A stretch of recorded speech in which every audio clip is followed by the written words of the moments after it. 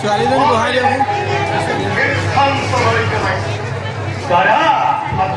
তোমার এই সিদ্ধান্ত মই বহুদিন অধীর আগ্রহে অপেক্ষা করি আছি। মাত্র তুমি রাজ্যর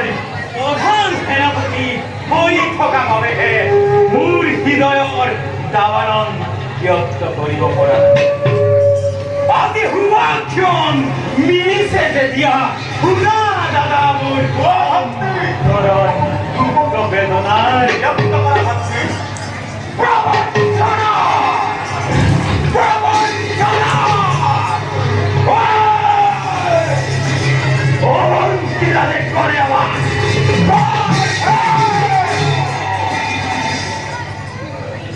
নিজের জীবন ভক্তুর হাতত বিপন্ন করি এখানার জয় করে যাম আর এই পাষাণ উপমধ্যে নিজের স্বীকার করিব এই কেতিয়াও হব নোৱাৰে দাদা।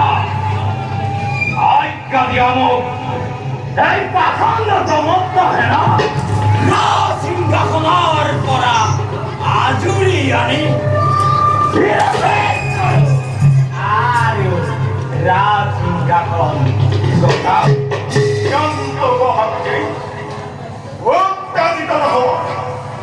উত্তেজনার মুখবর্তী হই যদি তুমি কিবা কার্য করা সম্পন্ন তেন্তে ভাতৃ সভাপতি নহব কোনো তেন্তে মই কি কৰিম দাদা? গতিকে আমি হিরে হুসকিরে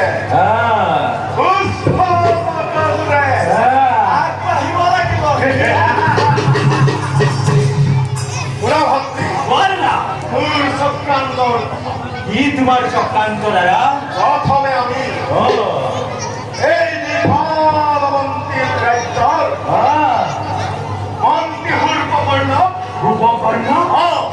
মন্ত্রী হুর্পকর্ণ রাজ্যর লালখালে প্রায়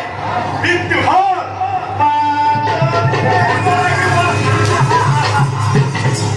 আর তার কথা দাদা তার পাশত ভাতৃ মন্ত্রী হুর্পকর্ণ চলে বলে কিংবা কৌশল করে হলেও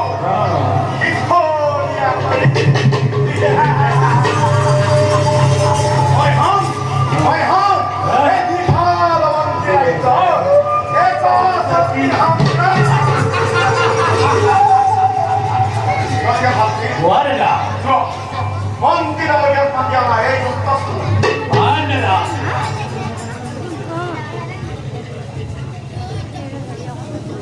কিন্তু দাদা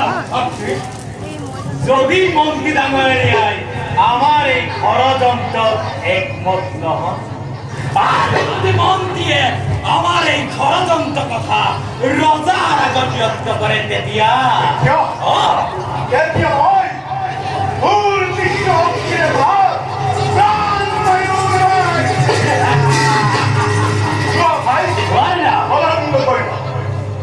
দাদা এতিয়াই মন্ত্রী ডাঙরিয়াক এই গুপ্ত স্থানলৈ আমন্ত্রণ কৰি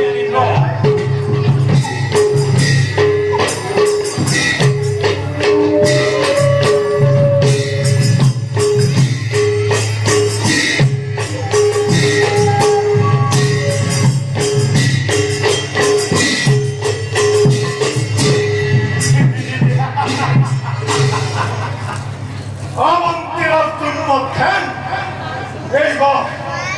এইবার তাই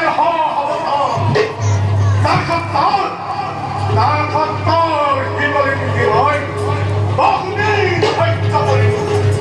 আর মই হত্যা নকৰো এইবার